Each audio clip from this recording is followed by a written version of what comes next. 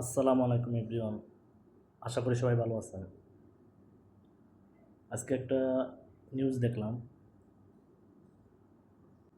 ধানমন্ডি ৩২ নম্বরে একটা দল যে মারামারি করতেছে।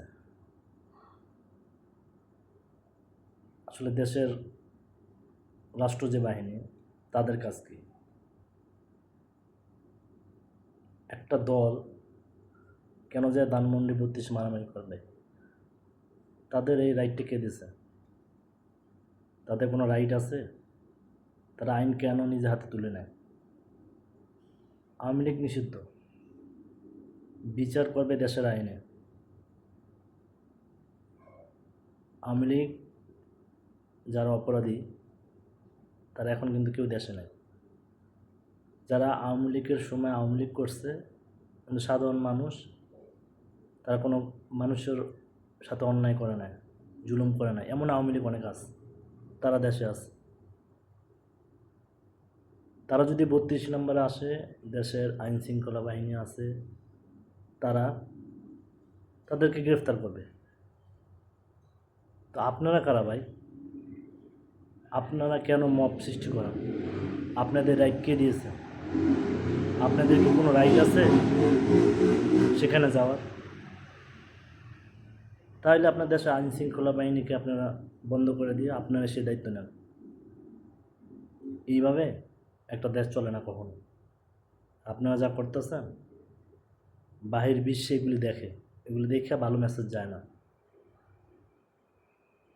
আপনারা যেটা করতেছেন, আওয়ামী লীগকে কামব্যাক করানোর জন্য হেল্প করতেছেন। আপনারা কিছু হইলে রাস্তা বন্ধ করে দেন, কিছু হইলে আন্দোলন করেন। কেন সাধারণ মানুষ কোথায় যাবে? আমার ফ্যামিলি এই দেশে থাকে, আপনার ফ্যামিলি থাকে, 18 কোটি মানুষ বাংলাদেশে থাকে।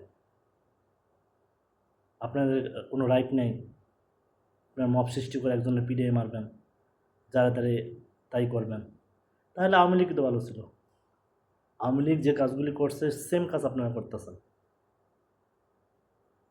মানুষ আপনাদেরকে আস্তে আস্তে ঘৃণা করতেছে। আপনারা যারা এই ধরনের কাজ করেন, হোক সে বিএনপি, হোক জামাত, হোক এনসিপি, আপনাদের কোনো রাইট নেই, আপনি এটা করতে পারেন না।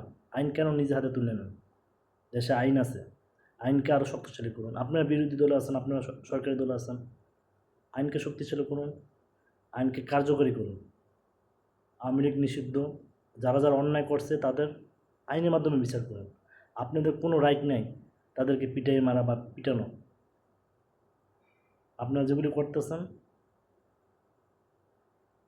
এগুলি যদি করতে থাকেন, আইজ হোক কাইল হোক আওয়ামী লীগ কামব্যাক করবে, তখন সেম আপনাদেরকেও পিটাবে। হিংসা, বিদ্বেষ, ঘৃণা এগুলি না রাইখা আওয়ামী লীগ যা চুরি করার তো দেশ থেকে করছে, দেশ পুরো শেষ। মানে এইখান থেকে কীভাবে দেশকে কামব্যাক করা যায়, কীভাবে দেশকে উন্নত করা যায়, সেই চিন্তা করুন। আপনারা বিরোধী দলে আসেন, আজকে কালকে সরকারি দলে যাবেন। এখন যে সরকার আছে তার হাতকে শক্তিশালী করুন, আইন শৃঙ্খলা বাহিনীকে হেল্প করুন। আপনাদের কোনো রাইট নেই, আপনারা পিটাবেন। আজকে আওয়ামী লীগকে পিটাইতেছেন, কালকে অন্য একটা সাধারণ মানুষকে পিটাবেন। আপনারা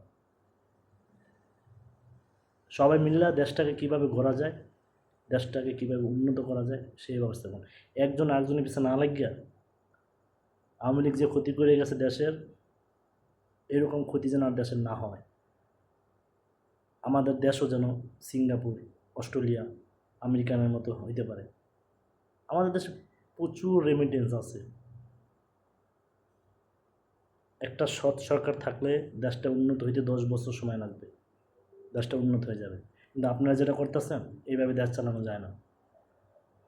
তা আশা করব, আমাদের স্বরাষ্ট্রমন্ত্রী আছে, আইন তার গতিতে চলবে, কেউ রাস্তায় মব সৃষ্টি করতে পারবে না। এই পদক্ষেপে আমাদের স্বরাষ্ট্রমন্ত্রী নেবেন। আর যদি আপনারা এরকম মব করেন, আজ হোক কাল হোক, আমি একটা কথা বললাম, এই মব আপনাদের উপরে পড়বে, আপনারাই তখন অত্যাচারিত হবেন। আসসালামু আলাইকুম।